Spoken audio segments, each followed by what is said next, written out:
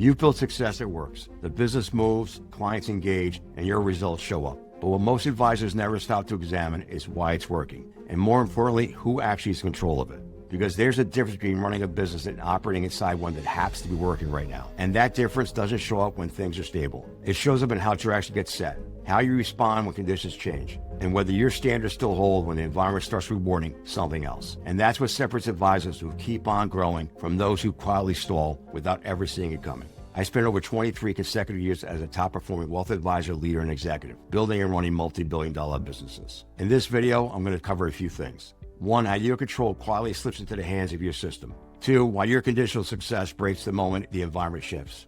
3, the invisible drift between your operating code and the firm's culture. And 4, the specific design that keeps your success growing while others plateau. At this level, the difference between advisors who grow and those who stall isn't effort, it's control. Are you actually running your business, or are you just operating inside the system that was handed to you? And that loss of control shows up in 3 pressure points: judgment, adaptability, and standards. And this will determine whether your success is deliberate or quietly shaped by forces you never intended to follow.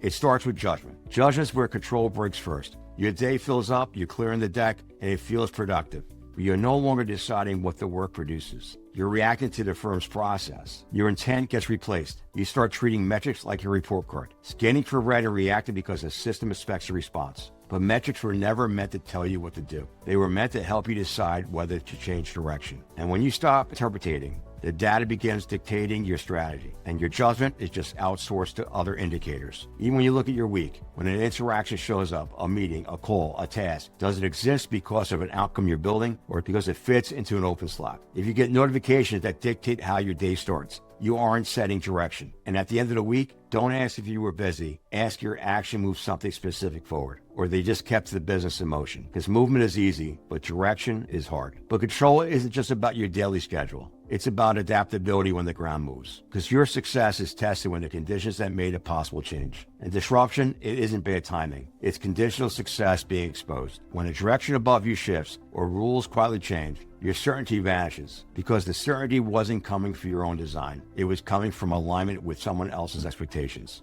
Then external conditions turn, markets shift. Solutions that were easy now take more effort. Nothing breaks to you, but holding your level starts costing you more. That weight is the signal. It tells you whether your business absorbs change or whether you do. Because when the focus moves away from what you historically have done well, do you stay relevant, or do you overcompensate just to stay in the conversation? And I'm not asking if you can handle change emotionally. I'm asking if you can handle it structurally. Can you adapt without your effectiveness dropping? Because adaptability at this level doesn't mean changing what you do. It means changing how you apply it without resetting your position every time the wind blows. And then finally, there's pressure on your standards, the invisible drift between your code and the environment scoreboard.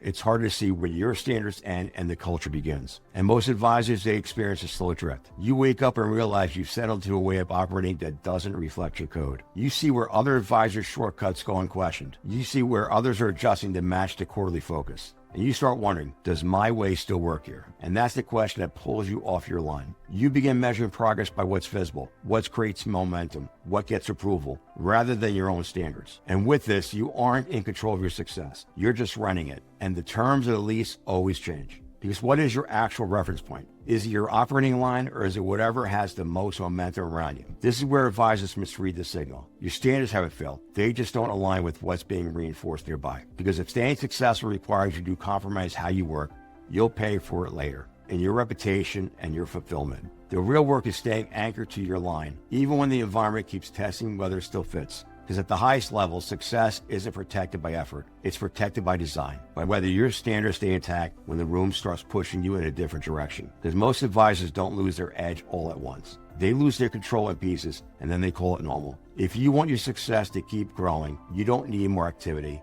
motivation, or tactics.